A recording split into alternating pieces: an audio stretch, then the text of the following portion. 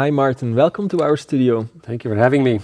We're going to talk about meeting architecture, but what is it about? Meeting architecture is about the content side of meetings and events. Ultimately, it's about what do we want to accomplish with a meeting, with an event, because lots of money goes into it, and we want to know what comes out of it. So a traditional event organizer who handles all logistics is not enough to organize a good conference or event? I think a lot of event organizers already know a lot about the stuff that is needed to be a good content designer or meeting architect. Same thing with meeting planners. They've been around for a while and they know a lot of stuff. But I really think that there is space for a focus on this content side. So usually the challenge is that when you are organizing an event and you do everything, that the content side, kind of falls off the table. Yeah. Because obviously everybody cares about the food and the place and needs to look right and the branding and all that stuff. And so lots of money goes into that. And if you have an international conference, the travel and the hotel takes up a lot of money. So that takes a lot of attention. So the content side tends to fall off the table. So, and the idea is to keep that on the table by having a meeting architect. It's a challenging term in the sense that the content of the conference, when you talk about cardiology, for example, obviously the meeting architect doesn't know everything that needs to be known about cardiology. That's the surgeons and the professors and the speakers. They understand the content. But designing the content of the meeting means designing the learning, designing the networking, and designing the motivational aspect of a meeting. Because that is something that the meeting owner doesn't really know, the speakers don't really know. They know their topic, but they don't necessarily know how to precisely bring information to an audience so that they go home with it and do something with it. And what could be ways to improve the learnings out of a conference? There's a lot of things obviously you can do. The toolbox is gigantic, it's still growing, especially technology section of the toolbox is growing, but the simple example is to chunk a presentation, to cut the presentation into pieces.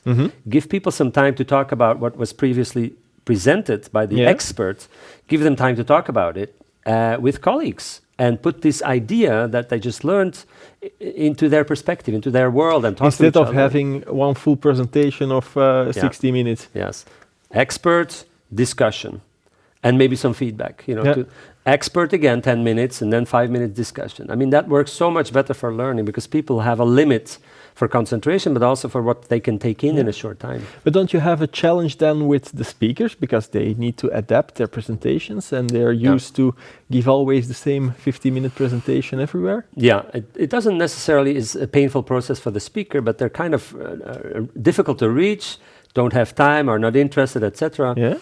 So it's a big challenge.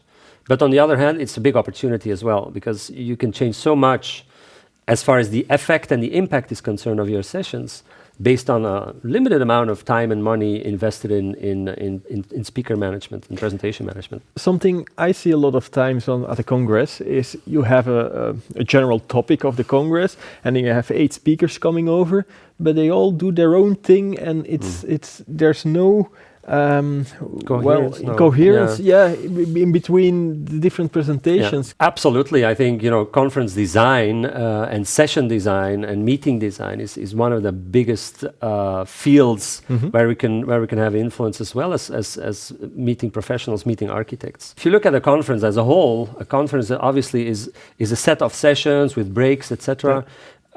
This needs to tell a story, and so if possible, the speakers need to know each other and adapt their presentations to each other, but obviously that's not a simple process. It's much simpler if you look at session level.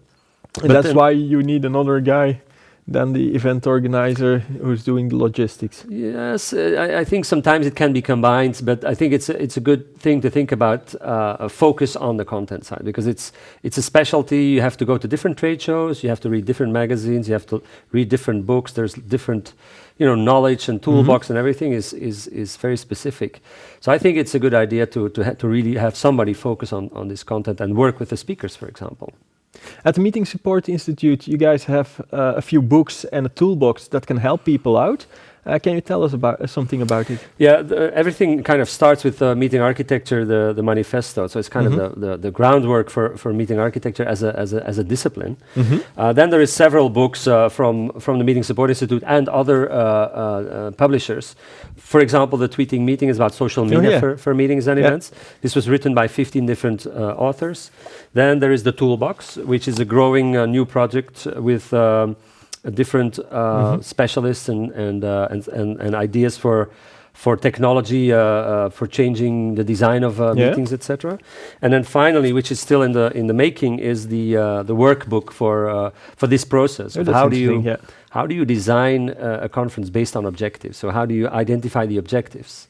And how do you then change the design of the meeting to support those objectives? And people can order those books on your website? Yes, they're available on meetingsupport.org, and also on Amazon. So you can order them as an ebook or as a paper book. That's easy Amazon. To read on my Kindle.